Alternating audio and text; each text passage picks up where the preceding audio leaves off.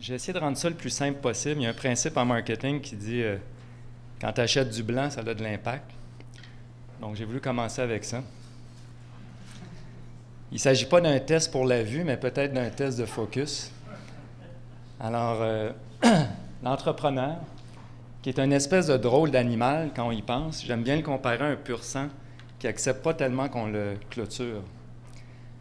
Ce drôle d'animal, on essaie de l'expliquer depuis près de 200 ans. Il est Homo economicus, il y a des traits qu'on comprend mal, il saisit des opportunités, puis plus récemment, il effectue des moyens autour de lui pour concrétiser des entreprises.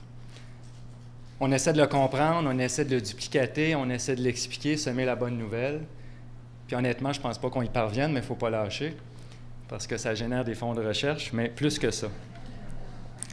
Alors, je suis entrepreneur, je suis ce drôle d'animal depuis plus de 20 ans, et à peu près une demi-douzaine de start-up, des bons coups, des moins bons, beaucoup de cicatrices, toutes jouissives en passant.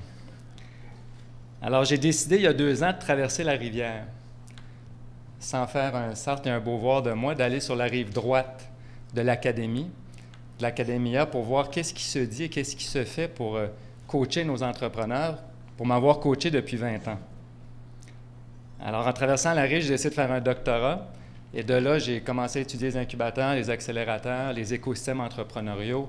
Ça m'a amené même jusqu'à re-questionner la pertinence ou non des écoles de gestion, mais ça sera le propos d'un autre colloque.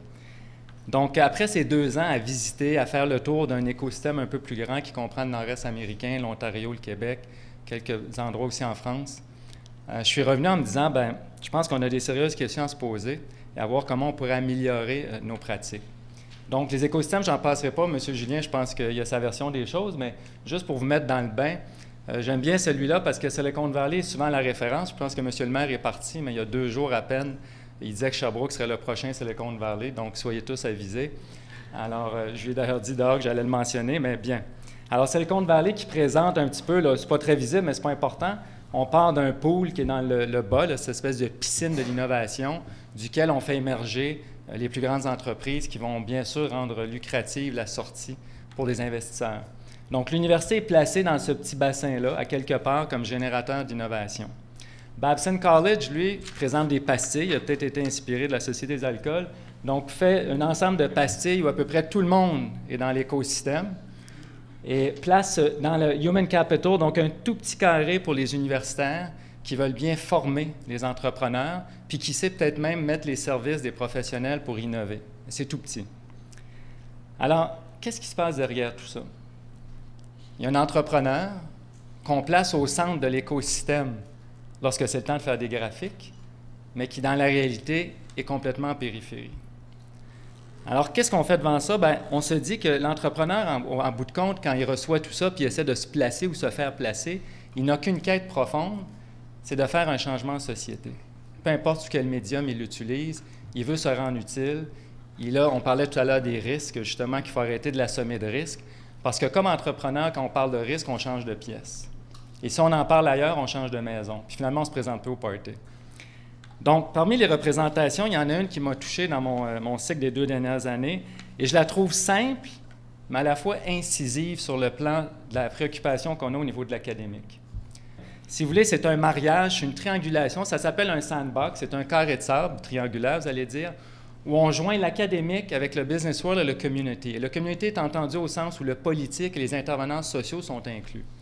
Donc, très simple comme image, plus difficile à concrétiser. Dans cet espace, on essaie de créer des entreprises, certes, mais il y a une question de stimuler l'entrepreneuriat, l'esprit entrepreneurial, la culture entrepreneuriale est plus important, faire une différence en société. Comment on répond à des problématiques de société? Alors, ce concept-là, tout simple, a été pensé par M. Deshpande et son épouse Jazré, tous deux qui sont originaires de l'Inde. M. Deshpande est venu étudier au Canada pour faire sa maîtrise, son doctorat, et retourner dans la région de Lowell, Massachusetts, pour innover en lançant ce sandbox. Très simple pour lui lorsqu'il donne des exposés. J'ai eu l'occasion de passer beaucoup de temps avec lui. On part du capital d'exécution du monde des affaires, parce qu'il y a un capital de « get things done », si vous me permettez l'expression, le capital de compassion du community, qui veut changer des choses pour avoir une résonance, et le capital savoir et d'innovation de l'académique. Comment joindre ces 3-là dans les activités et les actions qu'on veut faire? Donc, pour eux, l'innovation émerge de là. Alors, ils ont mis 4 sandbox sur pied depuis les 8 dernières années, qui sont tout azimuts. Je ne les passerai pas en détail, mais pour vous donner un peu une perspective de comment ça s'applique dans tous les contextes. Le premier est en Inde, à Hubli en Inde, et la préoccupation là-bas, c'est de mettre des étudiants de différentes facultés avec des professeurs pour répondre à des problématiques criantes au niveau social. Une de celles-ci était qu'il y a des enfants qui se présentent le matin et qui ne mangent pas. Donc, en mettant une popote roulante dans un petit quartier de l'Inde, ils ont réussi à nourrir une trentaine, quarantaine d'enfants comme premier projet. 5 ans plus tard, on nourrit 1,4 million d'enfants pour 15 $ par année de frais. Alors, c'est un exemple de ce que le Sandbox a réussi à faire. Lowell, Massachusetts, qui était le berceau de l'industrialisation, M. Beauvais est revenu, merci de votre présence. Le Lowell, Massachusetts, qui est le berceau, si vous voulez, de la révolution américaine, pas de la révolution, mais de l'industrialisation américaine, est devenu un ghost town. Le New York Times a décrié comme la pire endroit à vivre il y a à peine 20 ans.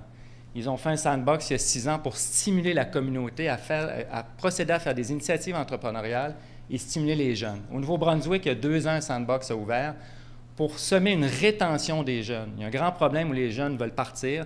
Donc, comment par l'entrepreneuriat on peut les garder? Et dans un modèle plus classique, tout le monde connaît MIT, bien, le Sandbox a réussi à créer 26 entreprises avec 11 millions d'investissements, 350 millions de plus, 400 emplois ont été créés. Tout ça pour vous dire que le spectre complet est couvert lorsqu'on regarde le Sandbox. L'idée est très simple. Lorsque je rencontre M. Deshpande, il fait ses conférences, toujours la même chose. L'équation part d'une chose. Comment l'innovation peut être pertinente pour créer de l'impact? Sans pertinence, il n'y a pas d'impact. Et il y a une vidéo de M. Deshpande qui s'amuse à faire, et quand je l'écoute, il me le rappelle tout le temps, c'est qu'il dit, vous savez, à l'université, ça part avec un chercheur ou deux et une idée. Et tranquillement, on veut faire une différence. Mais entre chercheurs et collègues, bien, plus on se rencontre, bien, plus on commence à trouver des recherches qui nous passionnent entre chercheurs. Et lui, il dit, on passe facilement le mur de l'impact vers leur mur d'impressionner ses collègues. Et tranquillement, on se retire de la réalité et on perd de la pertinence. Et c'est là que l'appel est lancé à dire comment garder cette préoccupation et toujours naviguer dans ces espaces-là. Donc, sans pertinence, voilà l'objectif que M. Deshpande nous annonce. Impressionner ses pairs. Alors, il y a peut-être une conscience, une prise de conscience à faire tous et chacun et chacune, à se dire, bien, comment on peut favoriser ça? Donc, moi, quand je parle à ces gens-là et quand je fais une réflexion après être sur la rive droite, on me signale de conclure, fait que je vais prendre 1 minute à mon prochain, alors, avec négociation. Donc, quand je regarde les espaces collaboratifs de génération de savoir, il y en a plusieurs. À la lumière de ce qui se fait sur le terrain, j'en ai mis quelques-uns là, mais je pense que M. Julien y a touché. On dit souvent qu'il faut commencer à regarder comment s'opèrent ces collaborations-là. On est dans l'écosystémique, il y a de l'émergence. On ne comprend pas tous à sa face même. Et je pense qu'il faut aller au-delà du prélèvement de cas. Il faut peut-être s'asseoir avec les gens, il faut regarder comment, oui, on construit ces collaborations-là, mais comment on les maintient. C'est une chose de placer le système dès le départ et les boîtes qui fonctionnent, mais comment ces boîtes-là changent, comment ces boîtes-là émergent, comment il y a d'autres facultés qui transigent là-dedans. On parle de traduction, les équipes multidisciplinaires, les changements de culture ou pas au niveau de l'académique sont des questions essentielles. À partir de M. Deshpande, je vais conclure avec ça, lorsque je l'ai rencontré, je lui ai dit « Qu'est-ce qui est le plus important dans ce que vous avez accompli? » Il dit au fil des 4 sandbox, ce qui est le plus important, c'est qu'on commence à peine à changer la culture de l'académique. On commence à peine à changer la culture. Donc, il y a des efforts à faire en ce sens. Je termine avec ça avant que Mme Turmel vienne me chercher.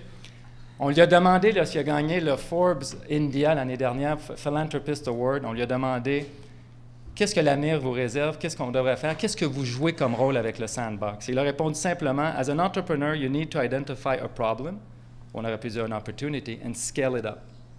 Il dit, This is when we step in. Alors, la question que je nous pose comme chercheurs et professeurs, c'est when do we step in?